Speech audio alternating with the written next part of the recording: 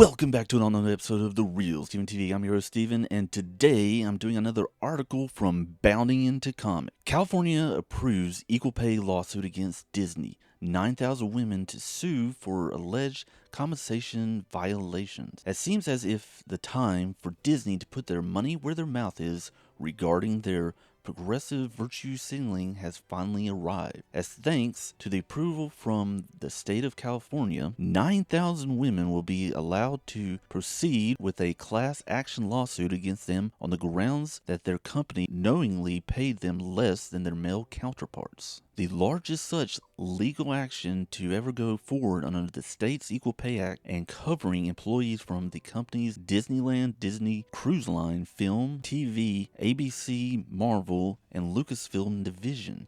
The lawsuit was allowed to move forward on December 8th after Los Angeles Judge Burrell rejected the House of Mouse attempt to dismiss the case on the grounds that it claims were too broad. In making her failed argument to the court, Disney attorney Davis declared that such pay discrepancies existed to the fact that two employees sharing a similar position did not necessarily mean that their actual workloads were substantially similar. Per Courthouse News, following Judge Burrell's decision, plaintiff's attorney Andrews told the media Disney has been gaslighting us for 4 years, and today they were proven wrong. This case is not about 9 individual plaintiffs. It's about all the women in California who work for Disney and who are fed up with being paid less than their male counterparts and who are seeking fair treatment, that's all. As detailed by the aforementioned Courthouse News, Andrews claims that female Disney employees not only received an average of 2% less in compensation than men in equivalent roles, but their bonuses and other such incentives were distributed in a confusing and unfair fashion. The suit's lead plaintiff, Rasmussen, claimed to have earned varying amounts less, but at least $16,000 than the 6 other men who held her same managerial position. I think Disney's defense is going to break down, she continued, because here's what they're going to say. Oh, well, she should be paid less because of blah blah blah blah. She should be paid less because of blah blah blah. Because if you do that in front of a jury, you're dead. There's no way that's going to be accepted in a California jury in 2024. Also, I want to add right here,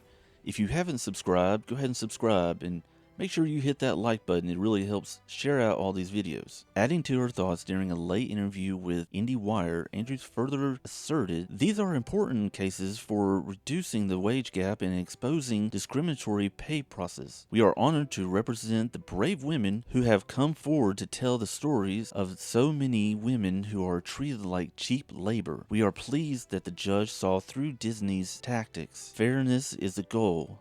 That is all. Pressed by for comment on the Judge Burrell's ruling by various outlets, Disney simply provided a written statement stating, "We are disappointed with the court's ruling as to the Equal Pay Act claims and are considering our options." As of writing, Davis is referring all inquiries regarding to the case to Disney proper. Meanwhile, Andrew is reportedly working to file another but similar lawsuit against Disney for supposedly violating California Fair Employment and Housing Act protections of a further 12,000 female employees. Leave a comment down below and tell me what your thoughts. Do you agree with what's going on? Do you disagree with what's going on? Do you think that it's true that the women have been paid disproportionately less than the men in this situation? And has the very somewhat progressive Disney of late not been very progressive with their pay gap in this situation? Alright, I'm going to end it here. Make sure you like, share, and subscribe, and I will catch all y'all next time.